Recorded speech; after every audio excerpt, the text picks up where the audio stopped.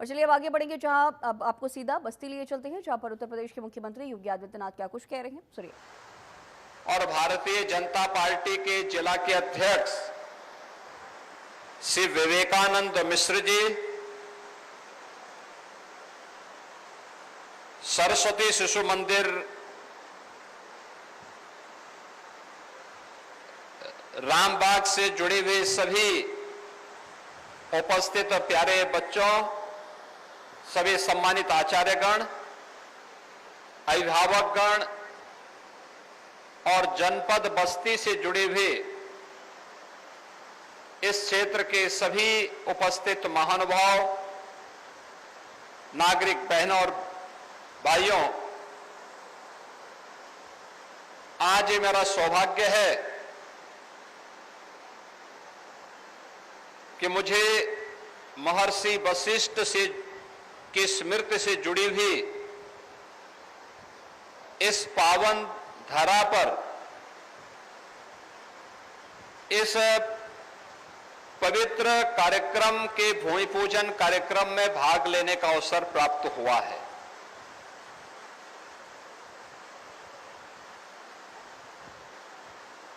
सरस्वती शिशु मंदिर के एक बड़े प्रकल्प को अखिल भारतीय शिक्षा संस्थान विद्या भारती के तत्वाधान में एक नए रूप में प्रस्तुत करने का प्रयास हुआ है। मैं सबसे पहले विद्या भारती परिवार को और सरस्वती शिशु मंदिर रामबाग से जुड़े हुए सभी पदाधिकारियों को, वहां के प्रधानाचार्य जी को, सभी आचार्यों को हृदय से इस कार्य के लिए बधाई देते हुए बस्ती वासियों को इस कार्य के लिए अपनी शुभकामनाएं देता हूं।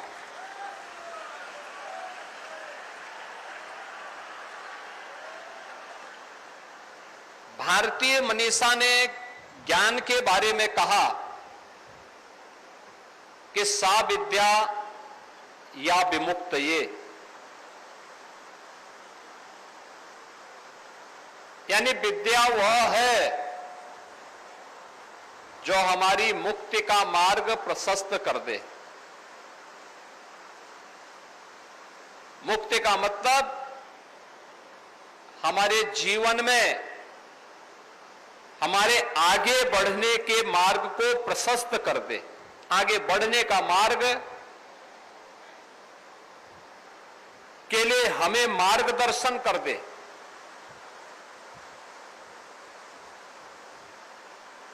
यह देश 1947 में स्वतंत्र होता है, लेकिन 1947 में स्वतंत्र होने के बाद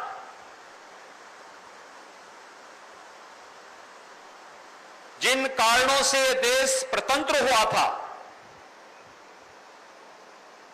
उन कारकों का समाधान करने, फिर से देश गुलाम न होने पाए, इसके लिए स्वतंत्र भारत ने तत्काल कोई भी उपचारात्मक उपाय नहीं किए।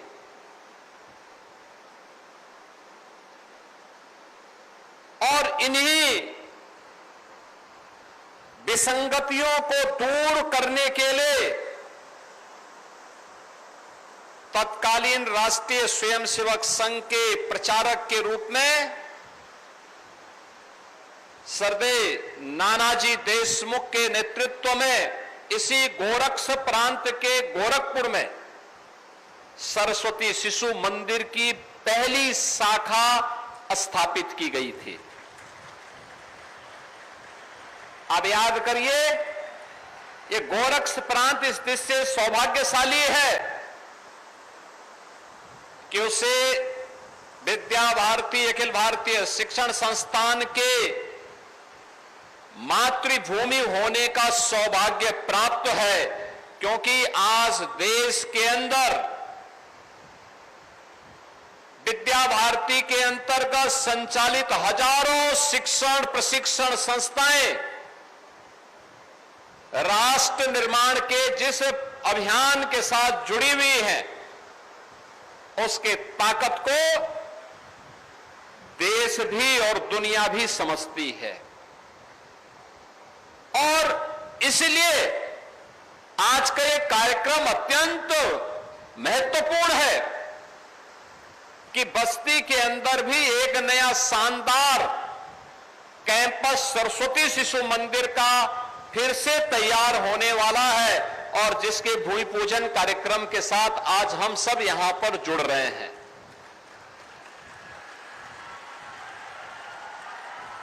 भारत के अंदर भारत की शिक्षा कैसे होनी चाहिए, यह आजादी के 5 साल के बाद जब तत्कालीन सरकारें इस दिशा में प्रयास नहीं कर पाई, तो इस प्रयास को आगे बढ़ाया था सर्वदेव नाना जी ने, और वह भी गोरखपुर से। उसके पीछे का ध्येय यही था कि भारत और भारतीयता से ओतप्रोत भारत की परंपरा, भारत की संस्कृति, भारत के प्रति मातृभाव से ओतप्रोत ऐसे शिक्षण संस्थान की स्थापना आवश्यक है जो भारत को भारत के अनुरूप फिर से विश्व गुरु के रूप में स्थापित करने में अपना योगदान दे सकें। और इसके लिए इसकी शुरुआत होती है हमारे शिक्षण संस्थानों में ही, शिक्षा के मंदिरों में ही। शिक्षण संस्थान केवल अक्षर ज्ञान के माध्यम नहीं है, वह एक बालक के सर्वांगीण विकास की आधारशिला है। और अगर शिक्षा संस्कार युक्त नहीं है, शिक्षा मूल्यों और आदर्शों पर आधारित नहीं है, शिक्षा अपनी मातृभूमि के प्रति, अपने महापुरुषों के प्रति, अपनी राष्ट्रीयता के प्रति समर्पण का भाव पैदा नहीं कर पा रही है, तो वह शिक्षा नहीं, वह कुशिक्षा है, एक भटकाव है। और उस समस्या का समाधान आजादी के तत्काल बाद किसी ने प्रारंभ किया था, तो सरस्वती शिशु मंदिर से वह प्रारंभ हुआ। और आज 12,000 से अधिक शिक्षण प्रशिक्षण संस्थाएं देश भर में फैल करके अपने इस अभियान को निरंतर एक नई गति प्रदान कर रहे हैं। यह एक चुनौती थी, सरकार विपरीत,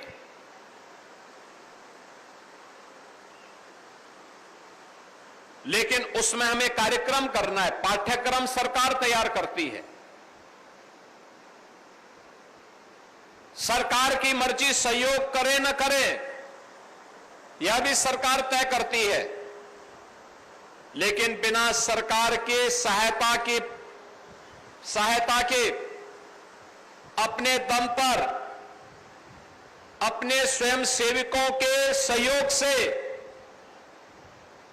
भारतीयता के प्रति अनुराग रखने वाले उन भारत के नागरिकों के माध्यम से सरस्वती शिशु मंदिर ने इस कार्यक्रम को आगे बढ़ाया। जब पक्की बाग में गोरखपुर में पहला सरस्वती शिशु मंदिर स्थापित हुआ था, तो उसमें छात्रों की संख्या थी मात्र 5 से प्रारंभ होता है, और आज 12,000 से अधिक तो केवल सरस्वती शिशु मंदिर के अपने स्वयं के विद्यालय ही हैं। इतने बड़े पैमाने पर पूरे अखिल भारतीय स्तर पर, उत्तर से दक्षिण तक, पूरब से पश्चिम तक, ये वे संस्थान हैं जो पूरी प्रतिबद्धता के साथ, कौन सरकार रहे कौन न रहे, पाठ्यक्रम सरकारें क्या दे रही हैं इसकी परवाह किए बगैर बच्चों के अंदर भारत और भारतीयता के प्रति एक नागरिक के रूप में उन कर्तव्यों का बोध कराने के लिए, भारत को सुयोग्य नागरिक बनाने के लिए अपने इस राष्ट्रीय दायित्व का ईमानदारी पूर्वक निर्वहन कर पा रहा है। और यही कारण है कि सरस्वती शिशु मंदिर से निकले हुए छात्र आज जीवन के प्रत्येक क्षेत्र में समाज को नेतृत्व भी दे रहे हैं, समाज का मार्गदर्शन भी कर रहे हैं और समाज को एक नई गति दे करके प्रधानमंत्री मोदी जी के विकसित भारत के उस संकल्प के साथ जुड़ते हुए पूरी प्रतिबद्धता के साथ दिखाई दे रहे हैं। याद रखना, कोई भी देश शक्तिशाली हो, समर्थ हो, आत्मनिर्भर हो, इसकी शुरुआत होती है शिक्षा से। दुनिया के अंदर जब समृद्धि की चर्चा होती है और उनके द्वारा जो पैरामीटर तय होते हैं, उस पैरामीटर में सबसे पहला पैरामीटर आता है शिक्षा। शिक्षा कैसे होनी चाहिए, शिक्षा के पीछे का उद्देश्य क्या होना चाहिए। शिक्षा के बाद फिर स्वास्थ्य को प्राथमिकता दी जाती है, स्वास्थ्य के बाद कृषि और जल संसाधन को प्राथमिकता दी जाती है, इसके उपरांत कौशल विकास और रोजगार को, एम्प्लॉयमेंट को उसके बाद इसके साथ जोड़ा जाता है और फिर पर्यावरण को ध्यान में रख करके किस प्रकार का विकास हो जो पर्यावरण के अनुकूल हो। ये सभी पैरामीटर तय करने के बाद ही ये तय होता है कि अगर ये पैरामीटर आप तय कर रहे हैं तो समग्र विकास के इन लक्ष्यों को प्राप्त करने में सफल हो पाएंगे। और समग्रता के उस लक्ष्य को प्राप्त करने की मंशा के साथ जब कोई अभियान आगे बढ़ता है तो वह न केवल उस देश के हित में बल्कि मानवता के कल्याण का मार्ग वहीं से प्रशस्त भी होता है, वहीं से प्रशस्त होता है। ये केवल एक विद्यालय के भूमि पूजन और शिलान्यास का कार्यक्रम नहीं है,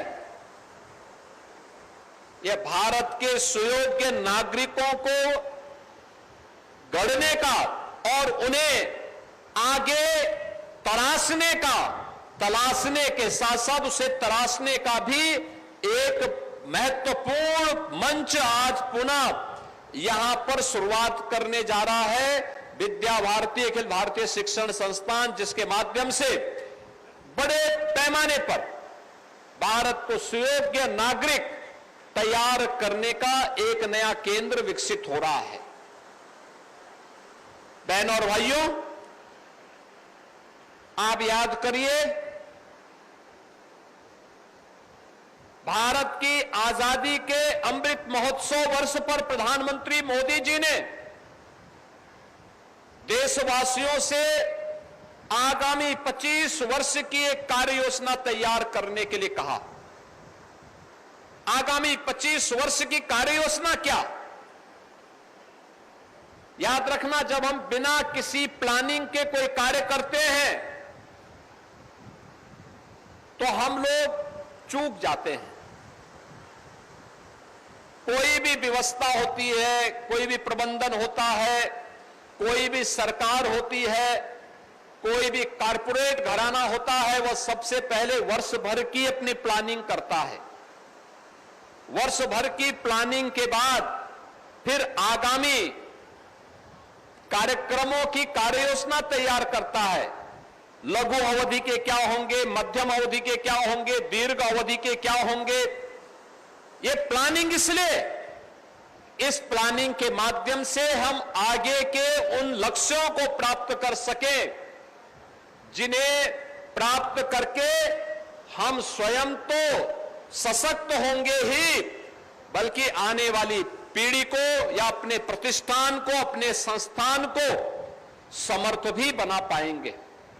और उस दिशा में एक प्रयास होता है। आप देखते होंगे सरकार हर साल अपना बजट प्रस्तुत करती है, हर वर्ष बजट प्रस्तुत करती है, लेकिन सरकार के बजट में एक विजन होता है। विजन क्या होता है? सरकार के बजट का विजन होता है, हमें एक वर्ष के लिए तो कार्यक्रम बनाने ही होते हैं। एक वर्ष के बाद 5 वर्ष के लिए क्या, आगामी 10 वर्ष के लिए क्या, आगामी 25 वर्ष की क्या योजना इस बजट में होगी, यह भी उसके साथ तय करना होता है। और वैसे ही प्रधानमंत्री मोदी जी ने देशवासियों के सामने 25 वर्ष की एक रूपरेखा 2022 में तय की थी। उन्होंने कहा था भारत को विकसित भारत बनाना है, लेकिन विकसित भारत कब बनेगा? उन्होंने कहा था विकसित भारत तब बनेगा जब भारत इन 5 प्राणों को अपने जीवन का हिस्सा बनाएगा। कौन से 5 प्रण? उन्होंने कहा कि हमें अपनी विरासत का सम्मान करना होगा। देखिए, विरासत का सम्मान क्या? हमें अपने पूर्वजों और अपनी परंपराओं पर गौरव की अनुभूति करनी होगी, उन्हें मजबूत करना होगा, उन्हें अपने जीवन का हिस्सा बनाना होगा। और उसी की कड़ी थी जब आपने देखा होगा पूर्वजों ने एक संकल्प लिया था, एक देश में 2 विधान, 2 निशान और 2 प्रधान नहीं चलेंगे, नहीं चलेंगे का उद्घोष 1953 में डॉक्टर श्यामा प्रसाद मुखर्जी ने की थी। और कश्मीर में शेष भारत का कानून लागू हो, इसके लिए उन्होंने जब संघनाद किया था, इसके लिए उन्होंने अपना बलिदान देना पड़ा था। 1953 से लेकर के 2019 तक यह व्यवस्था कश्मीर के लिए चलती गई। कश्मीर में धारा 370 1952 में कांग्रेस ने बाबा साहब भीमराव अंबेडकर के न चाहने के बावजूद जबरन लागू किया, लेकिन डॉक्टर श्यामा प्रसाद मुखर्जी के इस संकल्प को साकार किया। एक देश में 2 प्रधान, 2 निशान, 2 विधान नहीं चलेंगे, यह साकार किया प्रधानमंत्री मोदी जी ने जब कश्मीर में धारा 370 को समाप्त करके कश्मीर से आतंकवाद और किसी भी प्रकार के भारत विरोधी गतिविधियों की सभी प्रकार की उनकी गतिविधियों और साजिशों को एक झटके में समाप्त करके कश्मीर को भारत के कानून के साथ जोड़ने का काम किया। विरासत का सम्मान क्या? यही है जो आपने देखा होगा 500 वर्षों का इंतजार जब समाप्त होता है, अयोध्या में रामलला का भव्य मंदिर का निर्माण होता है। विपक्षी दलों के लिए लगता था कि यह नहीं हो सकता, ये नहीं होना चाहिए, लेकिन संकल्प था राम भक्तों का और मर्यादा पुरुषोत्तम प्रभु श्री राम भारत के आदर्श हैं, भारतीयता के प्रतीक हैं। जब महर्षि वाल्मीकि ने नारद जी से पूछा कि मुझे कुछ लिखना है, ऐसा कौन सा आदर्श होगा जिसके बारे में मैं लिख सकूं, तो उस समय महर्षि वाल्मीकि को नारद जी ने यही कहा कि भाई ये देश के अंदर, वर्तमान में दुनिया के अंदर, इस धरती में एक ही चरित्र है जिस पर लिखा जा सकता है, और वह चरित्र राम का है। श्री राम पर लिखो। और उन्होंने उस समय क्या लिखा, कहां से शुरुआत की? उन्होंने एक शुरुआत की, रामो विग्रहवान धर्म, यानी राम स्वयं में धर्म है। धर्म के जो गुण हैं वे राम में साक्षात हैं और वहीं पर रामायण जैसा दुनिया का सर्वश्रेष्ठ महाकाव्य महर्षि वाल्मीकि ने हमें दिया। हमें महर्षि वाल्मीकि की विरासत पर गौरव की अनुभूति है। हमें प्रभु राम की विरासत पर गौरव की अनुभूति है। हमें लीलाधारी श्री कृष्ण की परंपरा पर गौरव की अनुभूति है। हमने भारत के उन महापुरुषों के लिए, जिन्होंने भारत के लिए योगदान दिया, भारतीयता के लिए अपना बलिदान दिया, देश की आजादी के लिए और स्वतंत्र भारत में भारत की सीमाओं की रक्षा करते हुए जिन्होंने अपने आप को बलिदान कर दिया, वे सभी हमारे लिए आदर्श हैं। उन सबका सम्मान करना और उनकी विरासत का संरक्षण करना, ये हर भारतीय का दायित्व है। प्रधानमंत्री जी ने इस विरासत के सम्मान करने के साथ हर भारतीय को जोड़ने की बात की। गुलामी के अंशों को सर्वथा समाप्त करना, याद रखना, एक प्रवृत्ति सी खड़ी हो गई थी। गुलामी की मानसिकता देश के अंदर इस कदर छा गई थी, हर भारतीय समझने लग गया था कि जो भारतीय है उसको हे दृष्टि से देखो और जो विदेशी है उसको संपन्नता की दृष्टि से देखो। इस प्रकार की दुष्प्रवृत्ति पर आपने पिछले 11 वर्षों में रोक लगाते हुए देखा होगा।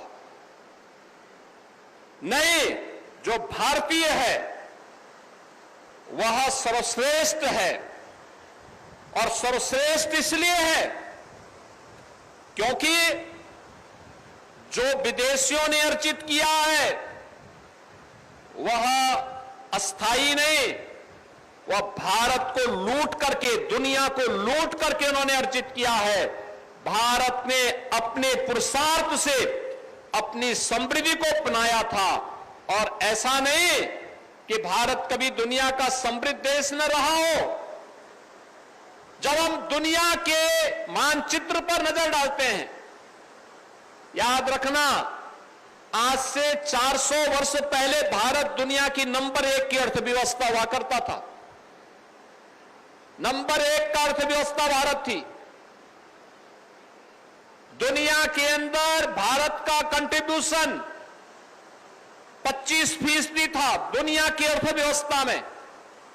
लेकिन दुर्भाग्य से जब ये देश 1947 में आजाद हुआ, भारत का योगदान केवल 2% रह गया था। ये क्या दिखाता है? भारत को लूटा गया, भारत को नोचा गया, भारत की विरासत के प्रतीकों को तोड़ा गया, अपमानित किया गया। भारत और भारतीयता के मन में इस प्रकार का भाव पैदा किया गया कि जो भी भारतीय होगा वह अच्छा नहीं होगा। उसको आदर्श के रूप में प्रस्तुत करने के लिए उन्हें लोग हतोत्साहित करते थे। विदेशी ताकतें या उनके बहकावे में आने वाले लोग उन्हें हतोत्साहित करते थे और परिणाम क्या हुआ? हमने हिंदी की जगह, संस्कृति की जगह अंग्रेजी को भारतीयता का प्रतीक बनाना प्रारंभ कर दिया। हमने भारत के महापुरुषों की जगह दुनिया के उन लोगों को जो हो सकता उनके देश में उनके लिए हीरो हो लेकिन भारत के लिए नहीं हो सकते, उन लोगों को हमने भारत के अंदर आदर्श मानना प्रारंभ कर दिया। हमने भारत के अंदर अपने परंपरा और अपने जो भी प्रतीक थे उनसे अपनी दूरी बनाने का दुष्परिणाम क्या हुआ कि धीरे धीरे करके भारत के नागरिकों के मन में भाव पैदा हो गया कि देश फिर कभी आजाद नहीं होगा। और परिणाम क्या था कि जिस भारत के सामने, भारत की ताकत के सामने दुनिया की कोई भी ताकत ठहर नहीं सकती थी, वह भारत गुलाम हो गया। भारत के पास कमी किसी काम की, न किसी बात की नहीं थी, न बल का था, न वैभव का था, न बुद्धि का था। याद करिए, बल के रूप में अगर तुलना करनी है, बल के रूप में तुलना करनी है तो केवल एक उदाहरण आपके सामने पर्याप्त है। आपका यही बगल में जनपद पड़ेगा बहराइच। बहराइच में 1000 वर्ष पहले महाराज सुहेलदेव ने गजनी के शासक सालार मसूद जब मंदिर तोड़ने के लिए आया था और यहां के पवित्र स्थलों को तोड़ने के लिए आया था, तो उसका जवाब देने के लिए उन्होंने भारत के सैनिकों के साथ उसका मुकाबला किया और उसे बुरी तरह परास्त करके वह सजा दी जो इस्लाम की दृष्टि से सबसे खराब सजा मानी जाती है, वह उसको दी। लेकिन हमें भर दिया कि सुहेलदेव की पूजा नहीं करनी, सुहेलदेव को मानना हमने बंद कर दिया। लोग सुहेलदेव का नाम ही भूल गए थे। ये हमारी सरकार जब आई तब हम लोगों ने महाराज सुहेलदेव का भव्य स्मारक बहराइच में बनाया, विजयोत्सव का स्मारक बहराइच में बनाया। और यही नहीं, तो अभी आप बस्ती से सुन रहे थे सीएम योगी आदित्यनाथ को। खबरों का सिलसिला लगातार जारी रहेगा। आप बने रहिए हमारे साथ और देखते रहिए जनतंत्र टीवी।